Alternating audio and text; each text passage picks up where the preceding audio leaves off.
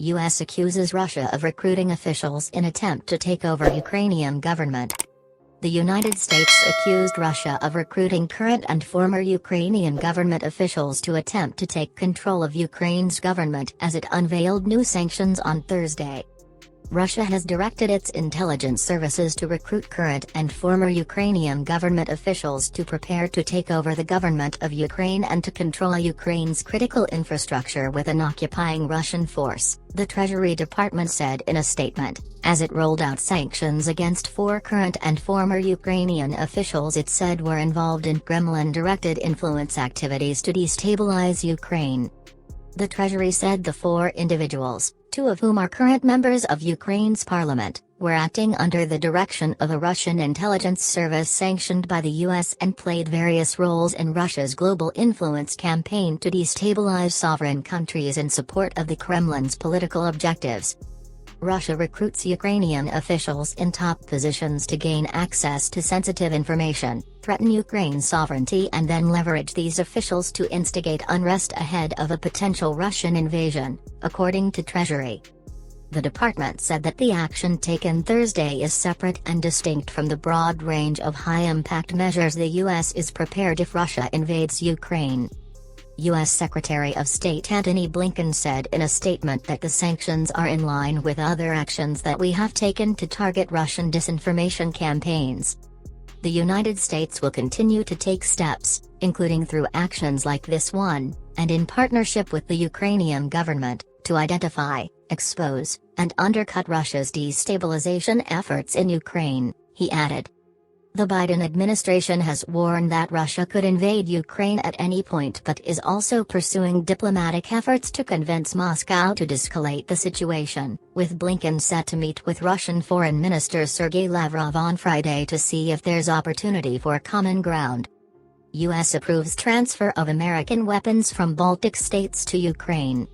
As the concerns grow about a possible Russian invasion, the State Department told Congress that it has approved export licenses for Estonia, Latvia, and Lithuania, which will allow the countries to transfer U.S.-origin weapons to Ukraine, according to an administration official, a State Department official and a congressional aide familiar with the matter. The approvals, which occurred in recent days, are a signal that the U.S. is looking to inflict a greater cost on Russian President Vladimir Putin if he goes forward with the invasion. President Joe Biden said Wednesday he expects Putin will move into Ukraine, and Blinken said this week that the Kremlin has plans for sending more troops to the Ukrainian border. The weapons include highly sought-after, American anti-aircraft weapons systems from Latvia and Lithuania that would help Ukraine fend off Russian aircraft that some officials and experts believe would lead the way in the early stages of a Russian invasion. Estonia was given approval to transfer anti-tank Javelin-guided missile systems, which the U.S. has provided Ukraine with in the past. It's unclear when the weapons will arrive in Ukraine, the senior administration official said. The timing, as well as the price for Ukraine, would be up to the countries who were given the approval. The Biden administration is also working on transferring 5 Russian-made helicopters into Ukrainian control, the same official said. A notification has been sent to Congress for the helicopters, Mi-17s, which are already in Ukraine for maintenance after being pulled out of Afghanistan during the withdrawal there. The State Department cited close coordination with European countries and Ukraine when asked about the export licenses transfer. European allies have what they need to move forward on additional security assistance from Ukraine in the coming days and weeks, said a State Department spokesperson.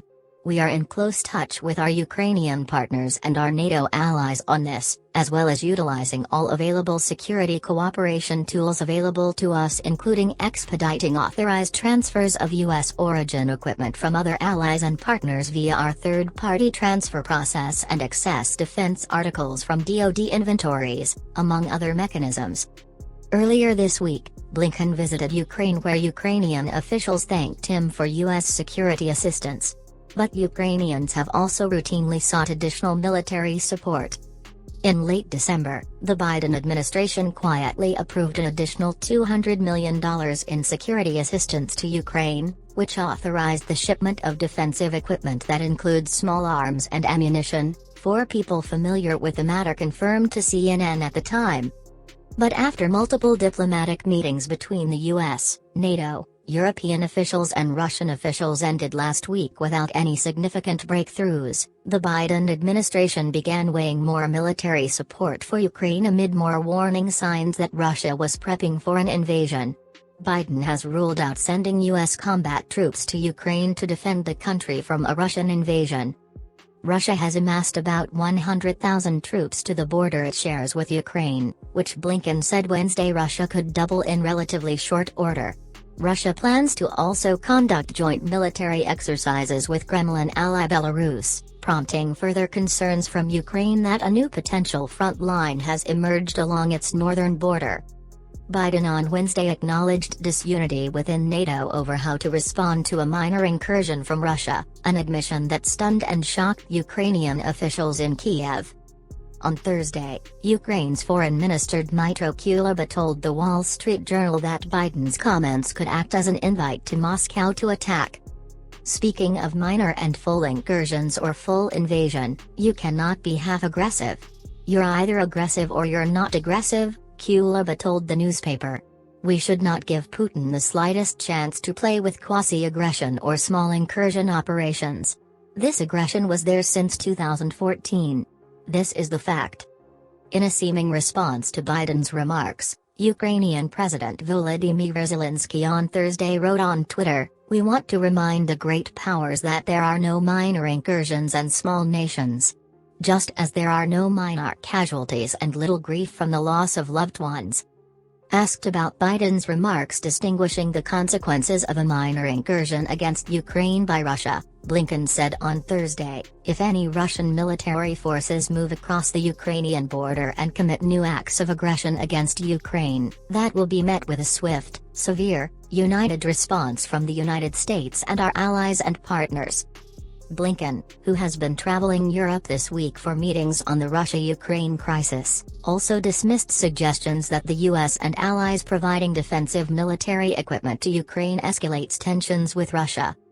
The idea that the provision by the United States, by European countries, by NATO, of defensive military equipment to Ukraine is somehow provocative or cause for Russia's actions has the world upside down, he told reporters during a press conference in Berlin. He added that the US is trying to ensure that Ukraine has the means to defend itself, and that might perhaps deter further aggression by Russia. If you liked our video, click like and subscribe to our channel, follow the War News on our channel.